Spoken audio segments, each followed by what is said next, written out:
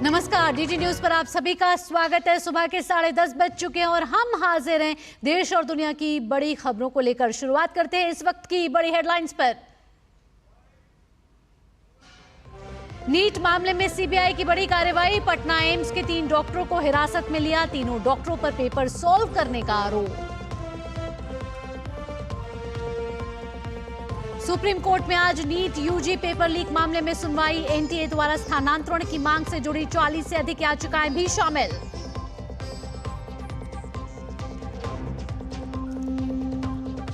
नए आपराधिक कानूनों की समीक्षा करेगी पश्चिम बंगाल सरकार। ममता सरकार ने हाईकोर्ट के रिटायर्ड जज समेत 7 सदस्यीय पैनल किया गठित। राज्यपाल ने राज्य की तृणमूल सरकार के इस कदम पर उठाए सवाल।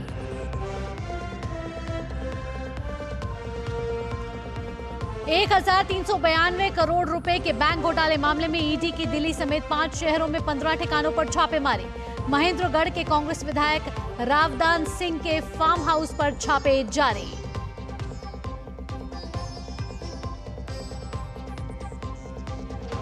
बीजापुर में नक्सलियों का हमला। आईईडी ब्लास्ट में 2 जवान शहीद और 4 घायल। घायल जवानों को एयरलिफ्ट कर लाया जा रहा है रायपुर।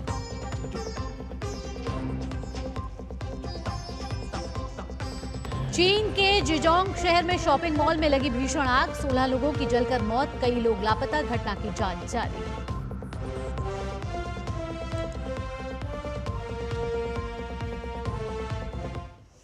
और अब खबरें विस्तार से। सबसे पहले बात कर लेते हैं विवादों में आए नीट पेपर लीक मामले की सुनवाई आज सुप्रीम कोर्ट में होनी है। इससे ठीक पहले सीबीआई ने पटना में बड़ी कार्रवाई की है। जांच एजेंसी ने पटना एम्स के 3 डॉक्टरों को हिरासत में लिया है। तीनों पर पेपर सॉल्व करने का आरोप है। सभी डॉक्टर 2021 बैच के छात्र बताए जा रहे हैं। सूत्रों से खबर है कि तीनों के रूम को भी सीबीआई ने सील कर दिया है और तीनों के लैपटॉप और मोबाइल भी जब्त कर लिए हैं और सीबीआई ने अपने हाथ में ले लिए हैं। और आपको बता दें कि नीट पेपर लीक मामले सीबीआई को हैंडओवर होने के बाद 25 दिनों में राज्य से अब तक 42 आरोपियों को गिरफ्तार किया जा चुका है। सूत्रों के अनुसार पूरे मामले में अब बस एक मिसिंग लिंक की तलाश है, जिसने पेपर ले जाने वाले ट्रक की सूचना जालसाजों तक पहुंचाने का काम किया।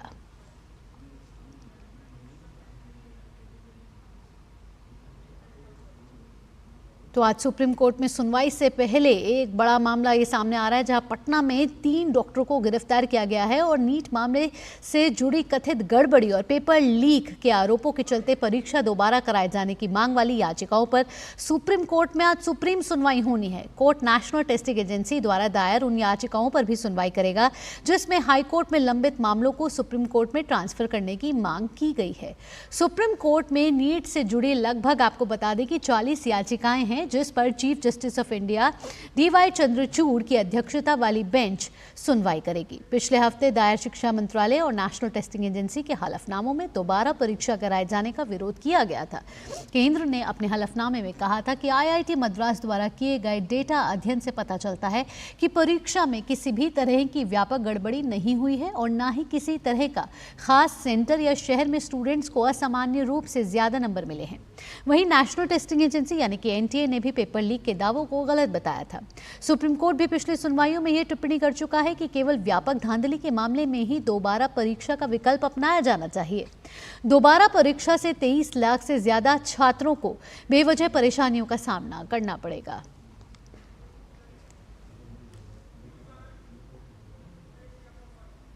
तो नेशनल टेस्टिंग एजेंसी द्वारा जो याचिकाएं हैं उस पर आज सुनवाई होनी है। साथ ही साथ नीट पेपर लीक से जुड़े जो भी याचिकाएं हैं उस पर आज सुप्रीम कोर्ट में सुनवाई होनी है। हमारे संवाददाता विकास सारथी ज्यादा जानकारी के साथ जुड़ चुके हैं। विकास, आपसे ताज़ा अपडेट लेना चाहेंगे। सुबह भी आपसे अपडेट ली थी, अब आपसे जानना चाहेंगे कि कब शुरू हो सकती है हियरिंग, और साथ ही साथ 23 लाख छात्रों के भविष्य की ये बात है। आईआईटी मद्रास और सीबीआई अपनी रिपोर्ट सौंप चुकी है सुप्रीम कोर्ट को। अब आगे ये तय करना है सुप्रीम कोर्ट को कि नीट की परीक्षा फिर से होगी या नहीं। बिल्कुल, देखिए आज 2 नए जजों की शपथ होनी है। वो समारोह जैसे ही पूरा होगा उसके बाद चीफ जस्टिस की कोर्ट में जो भी कार्रवाई है वो शुरू होगी और ये उम्मीद की जा रही है कि आज जल्द सुनवाई हो सकती है नीट की। पिछली बार हमने देखा था कि दिन के अंत में जाकर के सुनवाई हुई थी। जहां तक अभी स्टेटस की बात करें तो इसमें एनटीए और केंद्र सरकार दोनों ये कह चुके हैं कि कहीं पर व्यापक धांधली की कोई बात सामने नहीं आई है।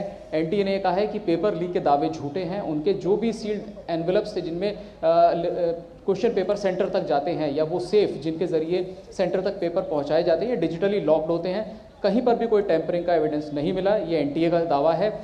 जहां तक सोशल मीडिया में पेपर्स की कुछ वीडियो जारी किए जाने का मामला है, उसको भी एनटीए ने कहा कि फैब्रिकेटेड वीडियोस हैं। तो एनटीए पूरी तरह बचाव की स्थिति में। एनटीए कह रहा है कि किसी तरह की कोई व्यापक गड़बड़ी नहीं हुई है। इसीलिए जो छोटी मोटी दिक्कतें आई हैं विशेष सेंटर्स पर, खासतौर से पटना में और गोधरा के सेंटर पर जो बात आई है कथित गड़बड़ियों की, उनको लेकर के जांच जारी है। उस पर कोई टिप्पणी एनटीए ने अपनी तरफ से नहीं की है और ये कहा है कि वो सीबीआई उसकी इन्वेस्टिगेशन कर रही है। कुछ जिन मामलों में एग्जाम रोका गया है नकल करने की वजह से स्टूडेंट्स का, वो जानकारी कोर्ट को दी गई है। कुल मिलाकर के दोनों, चाहे केंद्र सरकार हो या एनटीए हो, वो ये कहता है कि री एग्जामिनेशन का कोई आधार नहीं बनता है। लेकिन इसमें सबसे महत्वपूर्ण जो बात आज होगी सुनवाई में वो सीबीआई की स्टेटस रिपोर्ट होगी, क्योंकि उसमें सीबीआई ये बताएगी कि उसने कितने लोगों को अब तक गिरफ्तार किया है, क्या पूछताछ हुई है और क्या कोई ऐसे कैंडिडेट्स हैं जो बेनिफिशियरी रहे हैं इन गड़बड़ियों के। अगर उनको अलग किया जा सकता है, उनकी पहचान की जा सकती है, तो उनके खिलाफ दंडात्मक कार्रवाई क्या होनी चाहिए ये भी तय होगा। और जहां तक काउंसलिंग की बात है, केंद्र सरकार ने अपने हलफनामे में पिछली बार बताया था कि तीसरे हफ्ते से जुलाई के 4 दौर की काउंसलिंग प्रक्रिया शुरू होगी। तो वो भी आज स्थिति साफ हो सकती है कि कब से काउंसलिंग की प्रक्रिया औपचारिक रूप से शुरू की जाएगी। ये सारी बातें आज की कार्रवाई में सामने आएंगी। जी विकास, यहाँ पटना से हमारे साथ मधुरेश नारायण भी जुड़ रहे हैं। मधुरेश, आपसे जानना चाहेंगे कि पटना में सीबीआई का बड़ा एक्शन हुआ है और सुप्रीम कोर्ट की सुनवाई से पहले एक बड़ी सफलता भी कह सकते हैं इसको हासिल हुई है कि पटना में जिन डॉक्टरों को आज हिरासत में लिया गया है, आपसे जानना चाहेंगे इससे जुड़ी ताज़ा जानकारी। और क्या वो जो मिसिंग लिंक है कि ट्रक्स तक कैसे पहुंचाया गया, क्योंकि सीबीआई ने सभी तथ्यों को जोड़ने की कोशिश की है, तो इस मामले में नया अपडेट क्या है? हाँ बिल्कुल, कल रात लगभग आधी रात को सीबीआई अचानक से एम्स के हॉस्टल में पहुंची और वहां उसने 3 जो मेडिकल एमबीबीएस के छात्र थे उनको उठाए और वो लेकर के आ गई। इसके साथ ही जो उनके रूम थे उनको भी सील कर दिया गया, उनके लैपटॉप और मोबाइल को जब्त कर दिया है सीबीआई ने। और बताया जा रहा है कि रात से ही उनसे अभी तक लगातार पूछताछ की जा रही है। जो अभी तक सूत्रों के हवाले से खबर मिली है वो ये है कि सीबीआई अब ये जानकारी उनसे जुटा रही है कि उनके साथ में और कौन कौन डॉक्टर थे जिन्होंने क्वेश्चन पेपर को सॉल्व करने में मदद किया। इसके साथ ही जो इस पूरे मामले में जो मुख्य आरोपी है संजीव मुखिया, उसके राइट हैंड रॉकी से भी इस बारे में पूछताछ की जा रही है कि उसको कैसे जानकारी मिली कि किस तरह से वो जो क्वेश्चन पेपर है वो लाया जा रहा है और कौन से गाड़ी से लाया जा रहा है। तो उम्मीद की जा रही है कि जल्द ही इस पूरे मामले में कुछ नए खुलासे भी हो सकते हैं। जी मधुरेश, हालांकि इन डॉक्टरों को माना जा रहा है कि ये डॉक्टर का जो लिंक जुड़ा है वो सॉल्व करने के लिए के पेपर का जुड़ा है और ये कहीं ना कहीं 2021 के छात्र भी कहे जा रहे हैं। अभी जब इन्हें हिरासत में लिया है तो क्या उनसे पूछताछ चल रही है? हाँ बिल्कुल, उनसे पूछताछ चल रही है। और जैसा कि मैंने आपको बताया कि ये जो डॉक्टर जिनको 2021 बैच के हैं, ये रैंक होल्डर्स थे। जो 2021 बैच जो एग्जाम हुआ था, नीट एग्जाम हुआ था, उनमें इनका रैंक काफी बेहतर था। तो इसलिए मुझे मतलब सीबीआई को ऐसा लग रहा है कि इनको जो सॉल्वर गैंग में इनको शामिल किया गया था। लेकिन अब सीबीआई उनसे सबसे पहले ये जानकारी लेना चाह रही है कि उनके साथ में और कौन कौन लोग थे जिन्होंने इस क्वेश्चन पेपर को सॉल्व किया। और दूसरी जानकारी जो सीबीआई ये भी जुटाना चाह रही है कि उन संजीव मुखिया और गैंग ने उनको कैसे कांटेक्ट किया और उन्हीं को क्यों कांटेक्ट किया। क्या इसके पहले भी उन लोगों ने कभी इस तरह के क्वेश्चन पेपर सॉल्व किए थे, या इससे पहले भी कभी नीट एग्जाम में उनका जो क्वेश्चन पेपर लीक होने के मामले में या किसी तरह से संलिप्तता रही है या नहीं रही है। ये तमाम मामले की जो जानकारी है वो सीबीआई उनसे ले रही है। जी मधुरेश और विकास, आपके पास फिर से लौटेंगे, लेकिन अभी इन ताज़ा जानकारियों के लिए आपका बहुत बहुत धन्यवाद। और इस वक्त की बड़ी खबर आ रही है। जी हां, ट्रेनी आईएएस पूजा खेड़कर की मां को पुलिस ने हिरासत में ले लिया है। आपको बता दें कि ये ट्रेनी आईएएस पूजा खेड़कर की मां है जिसको पुलिस ने हिरासत में लिया है। पुणे पुलिस ने पूजा खेड़कर की मां को हिरासत में लिया है। पूजा की मां पर किसानों को धमकाने का लगा है आरोप। आर्म्स एक्ट के तहत पुलिस ने दर्ज किया है मामला। और आपको बता दें, पूजा खेड़कर वही हैं जिनके ऊपर ये आरोप है कि उन्होंने डिसेबिलिटी सर्टिफिकेट लगा के आईएएस की परीक्षा में उन पर धांधली करने का आरोप जो है वो लगा है। अब जो है वो ताज़ा जो ब्रेकिंग न्यूज़ वो ये आ रही है कि पूजा खेड़कर की मां को गिरफ्तार कर लिया गया है और हिरासत में लिया है पुलिस ने। और साथ ही साथ उन पर जो आरोप लगाए जा रहे हैं वो ये आरोप लगाए जा रहे हैं जो किसानों से जुड़े हुए हैं। और पुणे पुलिस ने पूजा खेड़कर की मां को गिरफ्तार किया है और पूजा खेड़कर की मां पर किसानों को धमकाने का लगा है आरोप। तो पूजा खेड़कर की मां को हिरासत में ले लिया गया, उनसे पूछताछ जारी है। मुंबई से हमारे संवाददाता भी ज्यादा जानकारी के साथ जुड़ चुके हैं। हमारे साथ शिशिर सेलार जुड़े हैं। शिशिर, क्या है पूरा मामला? क्यों गिरफ्तार, क्यों हिरासत में लिया गया है पूजा खेड़कर की मां को? देखिए, हालांकि कुछ ही दिनों पहले सोशल मीडिया पे एक वीडियो जो है वो वायरल हुआ था जिसमें ट्रेनी आईएएस पूजा खेड़कर की जो मां है, एक्चुअली उनका वो वीडियो था, हाथ में उनकी गन थी और किसानों के साथ वो बात कर रही थी, धमका रही थी। कुछ जमीन का विवाद था, जो प्रथम दर्शन इंफॉर्मेशन जो मिल रही है उसके अनुसार। हालांकि वीडियो वायरल होने के बाद जो है ये विषय काफी चर्चा में आया, लेकिन उसके बाद जब देखा कि जो किसान था उसने पुलिस कंप्लेंट लॉन्च की थी और इस पुलिस कंप्लेंट पर आज कार्यवाही करते हुए पुलिस ने जो है मनोरमा खेड़कर यानी आईएएस ट्रेनी पूजा खेड़कर की जो मां है उनको हिरासत में लिया है। रायगढ़ से उनको हिरासत में लिया था। हालांकि जब से ये मामला दर्ज किया पुलिस ने तब से पुलिस जो है उनको ढूंढ रही थी और उसके बाद आज जब पुलिस को इंफॉर्मेशन मिली तो पुलिस ने जो है रायगढ़ से उनको हिरासत में लिया था। हालांकि पूरा इस मामले की जानकारी अभी तक पुलिस हालांकि अभी तक स्पष्ट रूप से दे नहीं पाएगी किस प्रकार से कौन से जो है एक्ट के अंदर जो है उनको हिरासत में लिया है। ये सभी जानकारी कुछ ही देर में पुलिस द्वारा साझा की जाएगी। लेकिन शिशिर, हम देख रहे हैं कि जिस तरीके से पूजा खेड़कर और उनका परिवार जो है वो लगातार सुर्खियों में है और कहीं ना कहीं ये कहा जा रहा है कि जो पूजा खेड़कर की मां को जिस तरीके से हिरासत में लिया गया है वो कहीं ना कहीं किसानों के साथ दबंगाई तरीके से बात कर रही थी और उसके बाद जो है पुलिस एक्शन मोड में आई और अब उन्हें गिरफ्तार कर लिया गया है। या फिर आप बताइए कि अभी वो हिरासत में है, क्या उन्हें गिरफ्तार किया है? जी, फिलहाल तो हिरासत में पुलिस ने उनको लिया है। और जैसे मैंने कहा कि पूरा हालांकि सोशल मीडिया पे जब वायरल हुआ था तो क्या इसका मसला था, क्या जमीन का मुद्दा था, किस प्रकार से किसान और मनोरमा खेड़कर के बीच बातचीत हुई थी। हालांकि जाहिर सी बात है जो वीडियो हम देख पा रहे हैं उस वीडियो के आधार पर अगर हम बात करें तो मनोरमा खेड़कर के साथ कुछ बॉडीगार्ड भी दिखाई दे रहे हैं, साथ ही साथ उनके हाथ में बंदूक भी दिखाई दे रही थी और इसीलिए जो है जो किसान थे उन्होंने ये पूरा केस दर्ज किया था पुलिस स्टेशन में कि उनको धमकाया गया है। हालांकि अब पुलिस इसके ऊपर पूरी जो है इन्वेस्टिगेशन करेगी। जैसे कि मनोरमा खेड़कर पुलिस की हिरासत में है तो ये मामला जानने की कोशिश करेगी और साथ ही साथ कुछ ही देर में ये भी पता चलेगा कि कौन से एक्ट के तहत जो है उनको हिरासत में लिया है, कौन सी धारा उन पर लगाई गई है, इसकी भी स्पष्टता पुलिस तरफ से आएगी। जी, साथ साथ शिशिर, कहीं ना कहीं हम देखें तो खेड़कर परिवार पर लगातार पुलिस का शिकंजा जो है वो कसता जा रहा है और साथ ही साथ पूजा खेड़कर के जो पिता है उनकी भी तलाशी कर रही है पुलिस। बिल्कुल, देखिए हालांकि पूरा जब मामला सामने आया था तो मनोरमा खेड़कर जो है उनका तो मामला सामने, लेकिन उनकी पिताजी के खिलाफ भी एंटी करप्शन द्वारा कार्रवाई इस वक्त जो है की जा रही है। एक केस उनके खिलाफ दर्ज कराया गया था तो ऐसे में जो उनके पिताजी है उनके खिलाफ भी इस वक्त जो है पुलिस एंटी करप्शन जो है वो कार्रवाई कर रही है। इस पर भी अगर देखा जाए, इससे भी अगर इंफॉर्मेशन करें तो इसके बारे में इन्वेस्टिगेशन इस वक्त जारी है पूरे मामले में कि किस प्रकार से पूरा वाकया घटा था। उनके खिलाफ एंटी करप्शन ब्यूरो में एक जो है शिकायत दर्ज कराई गई थी, उसके बाद जो है उनका नाम सामने आया था। तो ऐसे में एसीबी जो है एंटी करप्शन ब्यूरो भी इनके मामले में जांच कर रही है। दूसरा, पूजा खेड़कर के मामले में देखा कि किस प्रकार से कई सारे खुलासे सामने आ रहे हैं। हालांकि इसके बारे में भी जो है मामला इस वक्त अगर देखा जाए तो इन्वेस्टिगेशन के अंदर है कि किस प्रकार से जो सर्टिफिकेट की हम बात करें पूजा खेड़कर के जो उन्होंने सबमिट किए थे, साथ ही साथ जो क्रीमी लेयर का जो एक मसला है वो भी सामने आया था। इस सभी चीजों में इस वक्त जो है इन्वेस्टिगेशन जारी है और इसीलिए आईएएस पूजा खेड़कर जो उनको फिर से जो है लाल बहादुर शास्त्री ट्रेनिंग सेंटर मसूरी में जो है बुलाया गया है। और यहाँ पर अगर बात करें तो उनके माँ और पिता दोनों के खिलाफ इस वक्त जो है जांच जारी है। ठीक शिशिर, इन तमाम जानकारियों के लिए आपका बहुत बहुत धन्यवाद। तो इस वक्त की बड़ी खबर ये आ रही है कि ट्रेनी आईएएस पूजा खेड़कर की मां को पुणे पुलिस ने हिरासत में ले लिया है। उन पर किसानों को धमकाने का आरोप है। यहां रुक रहे एक छोटे से ब्रेक के लिए। ब्रेक के बाद भी डीडी न्यूज पर खबरों का सिलसिला यूं ही जारी रहेगा।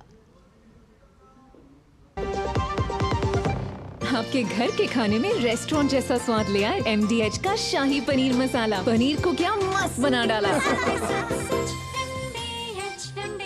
बात जब पीढ़ियों के लिए बनने वाले घर की हो तो जिम्मेदारी बड़ी हो जाती है। गैलेंट समझता है ये जिम्मेदारी। अब डबल M रिब्स के साथ गैलेंट एडवांस TMT रीबार, निर्माण का रियल हीरो। ब्रेक के बाद आपका स्वागत है और अब खबर छत्तीसगढ़ से आ रही है। छत्तीसगढ़ के बीजापुर में नक्सलियों ने बीती रात तरेम थाना क्षेत्र के मणिमरका के जंगलों में आईईडी ब्लास्ट की चपेट में आने से 2 जवान शहीद हो गए हैं, जबकि 4 घायल हैं। ब्लास्ट में घायल जवानों का इलाज जिला अस्पताल में चल रहा है। नक्सलियों ने ऑपरेशन से लौटते वक्त पाइप बम में ब्लास्ट किया। STF के प्रधान आरक्षक भरतलाल साहू और आरक्षक सतेर सिंह इस धमाके में शहीद हो गए। घायल जवानों में पुरुषोत्तम नाग, कोमल यादव, सियाराम सोरी और संजय कुमार हैं। CRPF, कोबरा, CAF, DRG और STF के जवान एंटी नक्सल ऑपरेशन पर निकले थे। इसी दौरान ये ब्लास्ट को अंजाम दिया गया। CRPF, कोबरा, CAF, DRG और STF के जवान एंटी नक्सल ऑपरेशन के लिए निकले थे। और अब खबर जम्मू कश्मीर के डोडा की है, जहां कास्तीगढ़ इलाके में आतंकवादियों के साथ सुबह से ही मुठभेड़ जारी है और आपको बता दें चौथा दिन है। और आपको बता दें कि 2 जवान जो हैं वो घायल हो गए। डोडा के सरकारी अस्पताल में उनका प्रारंभिक उपचार किया जा रहा है और अब उन्हें सेना के हेलीकॉप्टर के जरिए सेना के अस्पताल ले जाया जा रहा है। तो डोडा के कास्तीगढ़ में 2 जवान जो हैं वो घायल हो गए हैं। जम्मू कश्मीर में आज मुठभेड़ का ये चौथा दिन है, जहां सुरक्षा बलों और आतंकवादियों के बीच जो मुठभेड़ जारी है, जिसमें 2 जवान जो हैं वो घायल हो गए हैं और पास के अस्पताल में उन्हें ले जाया गया है। अब खबर पश्चिम बंगाल से आ रही है। पश्चिम बंगाल सरकार देश में 1 जुलाई को लागू किए गए नए आपराधिक कानूनों की समीक्षा करेगी। इसके लिए कोलकाता के हाईकोर्ट के रिटायर्ड जज की अध्यक्षता में 7 सदस्यीय पैनल बनाया गया है। पैनल को 3 महीने में अपनी रिपोर्ट सौंपने को कहा है। देश में 1 जुलाई को केंद्र सरकार ने 3 नए आपराधिक कानून लागू किए हैं। ये तीनों नए कानून भारतीय न्याय संहिता, भारतीय नागरिक सुरक्षा संहिता और भारतीय साक्ष्य अधिनियम हैं। इन कानूनों को ने क्रमशः औपनिवेशिक युग की भारतीय दंड संहिता, आपराधिक प्रक्रिया संहिता और 1872 के भारतीय साक्ष्य अधिनियम की जगह ली है। नए कानूनों का उद्देश्य देश के नागरिकों को तुरंत न्याय दिलाना और न्यायिक और न्यायालय प्रबंधन प्रणाली को मजबूत बनाना है। पश्चिम बंगाल में इन कानूनों को लागू करने के लिए 7 सदस्यीय पैनल का गठन किया गया है। पश्चिम बंगाल गृह विभाग ने कहा है कि राज्य सरकार ने आपराधिक कानूनों, भारतीय न्याय संहिता 2023, भारतीय नागरिक सुरक्षा संहिता 2023 और भारतीय साक्ष्य अधिनियम 2023 की समीक्षा के लिए एक समिति गठित की है। गृह विभाग की ओर से जारी नोटिफिकेशन में कहा गया है कि हाईकोर्ट के सेवानिवृत्त न्यायाधीश असीम रॉय की अध्यक्षता में गठित पैनल में राज्य के कानून मंत्री मलय घाटक और वित्त मंत्री चंद्रिमा भट्टाचार्य को शामिल किया गया है। इसकी अधिसूचना मंगलवार को जारी कर दी गई। इसके तहत पैनल को सभी विशेषज्ञों, वरिष्ठ अधिवक्ताओं, अनुसंधान सहायकों और कानून विशेषज्ञों से चर्चा के बाद जरूरी सुझावों के साथ 3 महीने में रिपोर्ट देनी होगी। राज्यपाल CV आनंद बोस ने ममता सरकार के इस कदम और उसके मकसद पर सवाल उठाए हैं। राज्यपाल कार्यालय की ओर से जारी बयान में कहा गया है कि राज्यपाल ने समिति के उद्देश्यों पर मुख्यमंत्री ममता बनर्जी से रिपोर्ट मांगी है। बयान के अनुसार राज्यपाल बोस ने मुख्यमंत्री को ये भी याद दिलाया है कि पश्चिम बंगाल बनाना रिपब्लिक नहीं हो सकता। राज्यपाल कार्यालय ने कहा कि पश्चिम बंगाल के राज्यपाल ने मुख्यमंत्री ममता बनर्जी से संशोधित CRPC, IPC और साक्ष्य अधिनियम की समीक्षा के लिए समिति के उद्देश्यों पर सवाल उठाए हैं।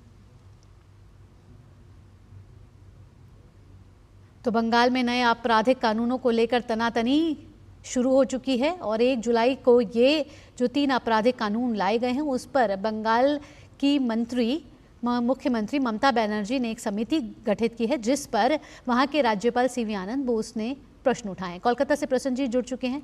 प्रसन्न जी, आपसे जानना चाहेंगे ताज़ा जानकारी।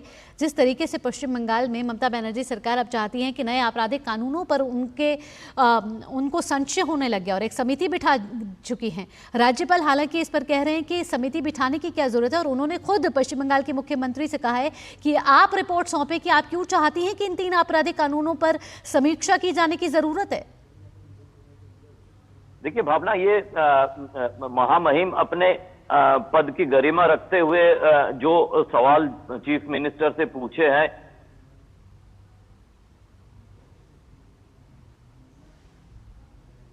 जब बनाया जा रहा था उसके पहले पूरे देश की सब लोगों के साथ चर्चा किया गया है।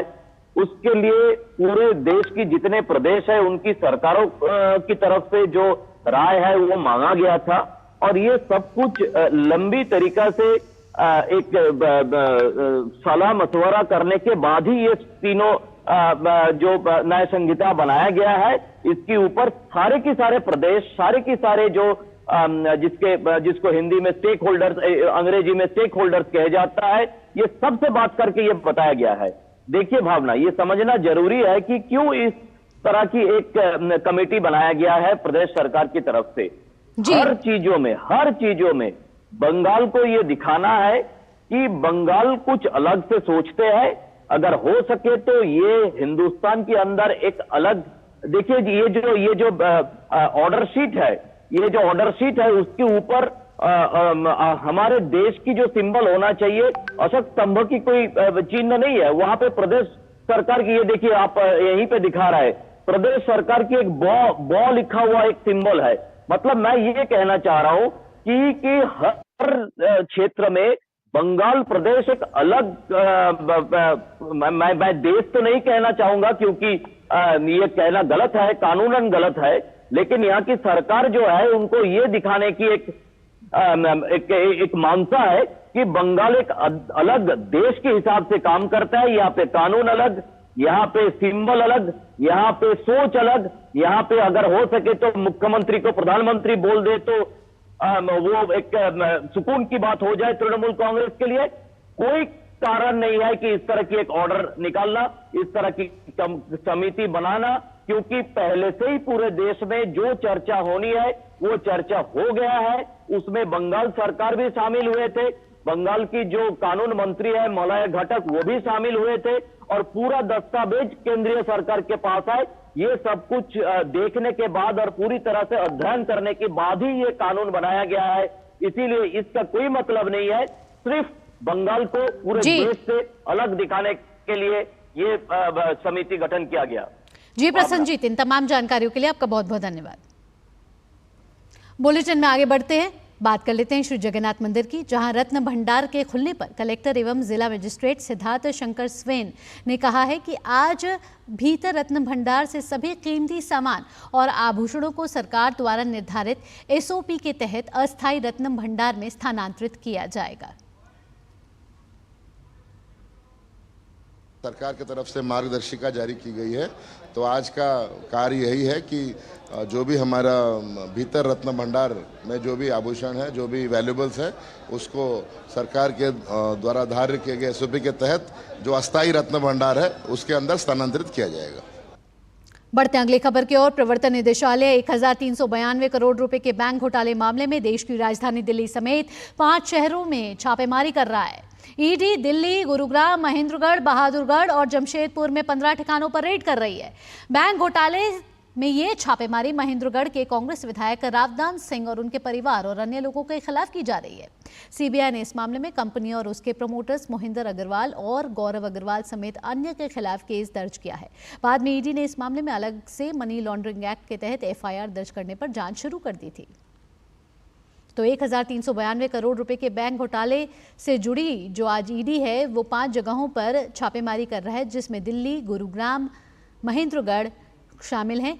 और आपको बता दें कि सीबीआई ने मामला दर्ज किया था। संवाददाता जुड़ चुके हैं हमारे साथ नीरज सिंह, ज़्यादा जानकारी के साथ। नीरज, आपसे ताज़ा अपडेट लेना चाहेंगे कि 5 जगह छापेमारी हो रही है। ईडी की बैंक घोटाले से जुड़ा ये मामला है, कांग्रेस विधायक हैं और उनसे जुड़े उनके परिवार का मामला है। क्या है पूरा मामला और कितने इसमें, मतलब कितने का घोटाला ये माने जा रहा है?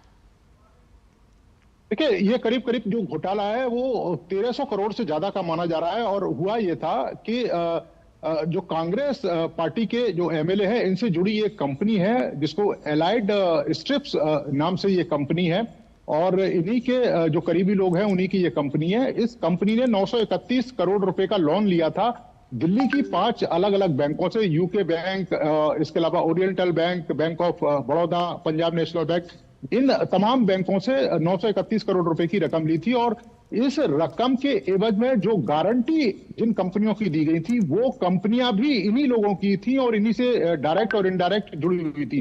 शुरुआत में रकम की किस्त जाती रही, लेकिन बाद में 2012 में इन्होंने कहा कि कंपनी घाटे में चल रही है, लिहाजा वो रकम को नहीं दे सकते। कंपनी दोबारा से इस रकम की कह सकते हैं कि एक समीक्षा करे और उसके बाद कीमत है वो तय करे। लेकिन जब बैंकों ने इस मामले में जांच की तो ये पता लगा कि जो पैसा 931 करोड़ का जो लोन लिया था वो बढ़कर करीब 1300 करोड़ से ज्यादा की उसकी जो संख्या है वो हो गई थी। और उन्हीं कंपनियों को उस लोन को डाइवर्ट कर दिया गया था जो कंपनी गारंटर थी।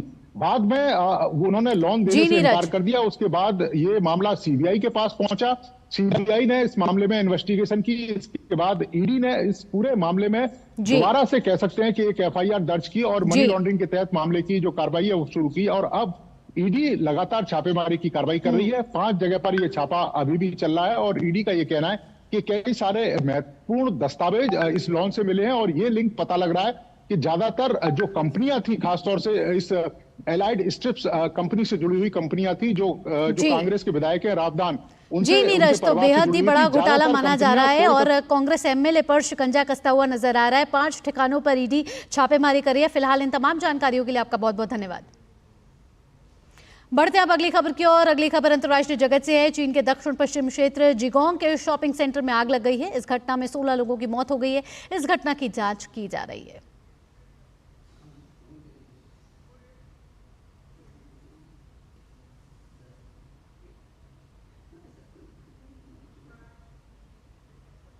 इसी के साथ इस बुलेटिन में इतना ही। देश और दुनिया की बड़ी खबरों के लिए आप देखते रहिए डीडी न्यूज़। फिलहाल के लिए मुझे दीजिए अनुमति। नमस्कार।